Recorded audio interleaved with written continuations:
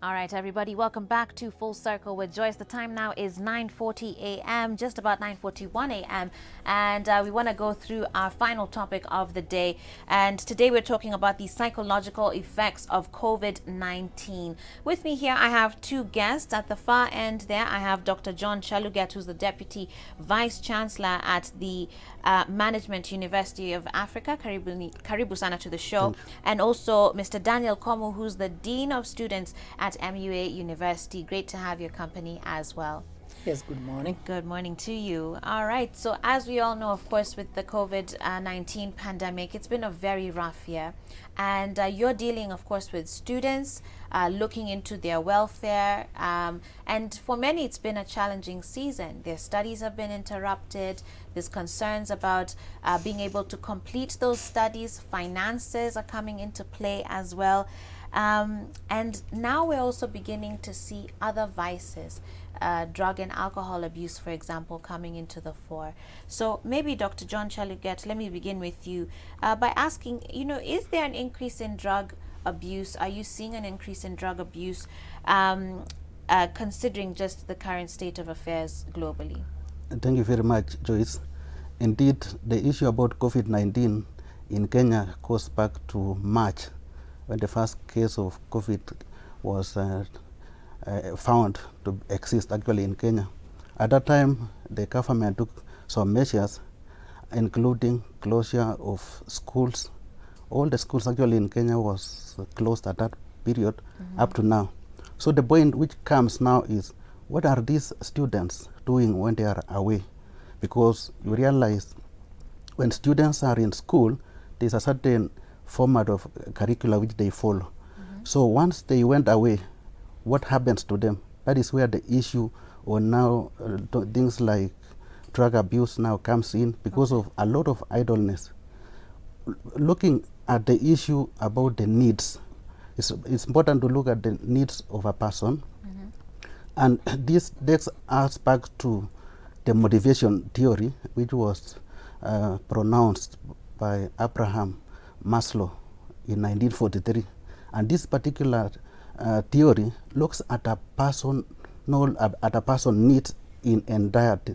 It has 5 levels of needs, whereby you start at the basic needs, which is physiological needs, things like food, clothing, water, and one of it is actually oxygen, and that oxygen is the one which has been ravaged by this COVID-19. So it is a bare basic need, which basically means it affects the entire population. Sure. After that first level, then you move to the next level, which is on safety and security. Okay. Are people within the country secure? Job-wise, financial-wise, emotion-wise, are they secure?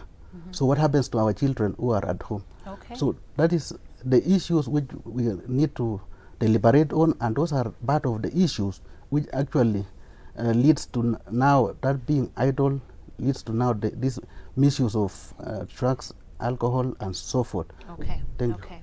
All right. And Mr. Komu, coming to you now, of course, with the lockdowns that we had earlier, the contraction of the economy, lots of people have, of course, lost their jobs. We're seeing the workforce has contracted significantly. And reports even from government are showing that there's been a lot of different psychological impacts on our population. We've seen a rise in suicide cases, a rise in spousal and child abuse in homes, and, of course, drug and alcohol abuse, as we've just mentioned. Maybe you can reflect on that a little bit. You actually are a psychologist as well, and looking at the way things have been, everything from physical and emotional abuse, drug and substance abuse, and of course mental health as well.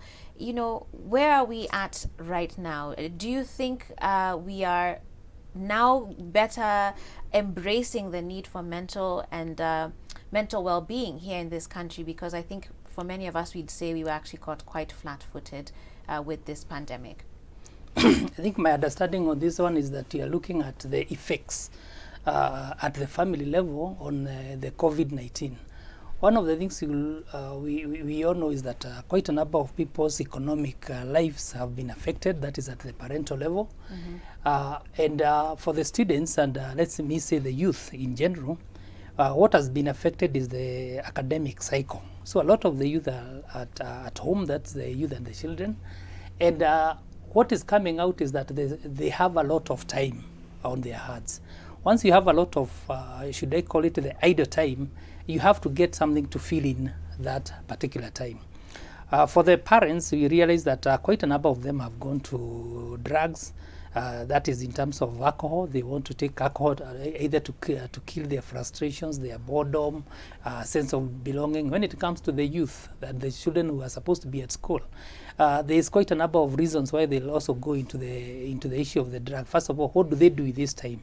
Some of us will tell them go and study, but for you to study, there must be some motivating factor. And many times the motivating factor is the end of term exam, end of semester exam. So that motivation that even if I read now, I still have to go back to the same content. So a lot of this time, we cannot tell them to go to play football, etc., because that is now telling them go to a social gathering. So at the end of it, what are you telling this child? Stay at home. When they stay at home, there is that lack of attention from the caregivers. So the child has a lot of time and they don't know exactly what to do. So once in a while, you'll find that because of the social media, they are able to come together and exchange some ways of making their lives more interesting. As a result of that, we definitely know that drugs is one of them. And the thing with the drugs is that whatever amount of money you have, you'll always get something you can afford. Right. If it is alcohol, if you can't manage to buy the bottled beer, then you can always go to the kumi. So somehow you'll always get a way to get something for intoxication. So when it comes now to somebody who has been intoxicated, definitely their sense of reasoning is down. The minute it is down, that is the time you find that this person can easily feel aggressive. This person can easily feel that sense of hopelessness can make them want to show that they are still men, they still deserve respect from the wife, from the child, even if I'm not bringing something at home. So as a result of that, you find that there's a lot of those conflicts within the family that somebody must know. How do we deal with them? Yeah. And as we touch on the students then, I mean, considering what you're saying, so some schools have been able to do online learning and to kind of try and carry those forward with examinations and whatnot, but that's just a handful of schools, we could say, or just a few schools that have been able to do that. And so the bulk, as you're saying, are still at home. And I mean, I can totally understand that reasoning. Why should I study now if I have to go back and repeat it later? So what do you think is part of the solution to all of this now, considering the future is still very much uncertain as far as COVID-19 is concerned? We're winding down this 2020, and I think we had hoped by that at this point things would be very different as we forecast into 2021, but it's a little difficult to say that even so right now. So what would be some of the things that you are advising your students to do? Thank you very much, Joyce, for that. Indeed, as a university, there was actually the discontinuity of learning. But as a university, we sat back and looked at how do we bring back normalcy, because normalcy is very critical to bring on board the right processes. So that's why we resorted to online facilitation. Fortunately, online facilitation, we were in it even before COVID. So that was very critical. The other thing we did was, since our students broke and went away just before sitting for exams, we also organized and looked for good artificial intelligence solution to offer those particular examinations and so forth. So far, we've actually regularized our programs. So the advice out there is to find a solution going forward for all the students who are still out there. You realize the primaries, secondaries, most of them are still out there. So it's really going to be catastrophic because of the idleness which is out there. So it is, we call now upon the government to look at it seriously on the continuity. I'm happy there is a program which has been rolled out that is likely to be normalcy going forward. Okay. The other hope we have now is that I think the first case of vaccine has come on board, so it may also be advisable for our country to consider also introducing this vaccine against this COVID, so that at least there is some hope in the country. Sure. Because what we are looking at is actually to give hope. Okay. Yes, thank you. Okay, okay. Mr. Komu, even before COVID, we were already seeing a rise in mental health issues in this country. And COVID obviously has accelerated that. And I'm not sure how far along institutions, our government, were in being able to mitigate some of these effects and to prepare, our citizenry for it. Given your background and as you assess what's happening today, what do you think is part of the way forward as far as where should some of our efforts really be concentrated in? Because this was already a rising issue, as we've mentioned. COVID has now made it worse, and we probably anticipate that it will continue to come to the fore even as we hopefully reduce some of the stigma around mental health issues and wellness. So according to you, what would you say is part of the way forward as far as really being able to address this as a country? Yeah, I would want us first of all to put everything in perspective. According to the WHO statistics, 25% of the world's population is mentally ill. So when you talk about 25%, some of the mental illnesses are not necessarily incapacitating. Yeah. I can be seated here with you, but I'm already Yes. A sick case. Because some of the sick cases, like the disorders, like personality disorders, are not necessarily something that can make somebody not go to work, and that accounts for about 10%. So with that realization, our health facilities already were taken care of, because we expect, and should I use the word normally, we expect that somebody will not be okay and somebody will need help. And from that, you realize that schools and universities have set up guidance and counseling centers. And I would want to commend the Ministry of Education, because about 2 years ago, they made it mandatory for there to be counseling departments, including career departments. Yeah. So as a university, that is one of the things that we have taken, that you have a career counseling, you have a counseling department that first of all expects some of the issues that some of them are developmental. We expect that the adolescents have these issues, the youth have these issues.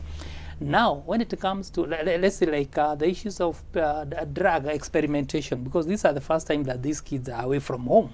They have their freedom. They have new friends. They have friends who have been using those drugs, etc. So we have been having those aspects of taking care of the needs. But now COVID-19 now brings the issue to another level. In terms of even the interruption of life. And as Dr. Cheruget is saying, we must bring normalcy. So one of the things that we've done is that we felt that the fact that some of the students are at home, we cannot neglect them. So we do some kind of a psychoeducational recordings. And then we said to the students, so that we have to keep on interacting, because what the adolescents, what the youth need is a lot of interaction, talking with one another, not necessarily two, because they also have their own side of the story. Sure. So you get the story and then you give yours, so that at the end of it all, there should be this continuous engagement to address the needs that are coming up. Okay. Yeah. Wow, well said. So clearly we still have quite a long way ahead of us, but there is measures of hope, at least with adaptations that are happening from the digital front. I like what you're saying about this interaction with one another and not just two. And that leads, of course, to us normalizing, as you've used that word quite a bit, normalizing even being able to talk about not feeling okay, and normalize saying I'm not very happy right now, or I'm feeling low, and to be able to do that without fear of judgment or any sort of stigma. So thank you both very much for that. And our time is running out here, but maybe very quickly, finally, you can give me your closing remarks as we prepare to wrap up the show. We can begin with you, Dr. Cheruget. Thank you very much. I think spiritual needs also needs to be taken care of, because you realize also the churches were closed. Yeah. And you see, somebody is not necessarily healthy if you don't know about the mental status of a person. So we need to continue with also the social needs, which is supported by the spiritual needs. So the move to open churches also was a good move taken by the government. And also now what we have mentioned about the counseling services for all the students and everyone out there needs also to be taken care of. So basically the workplace approach needs to change.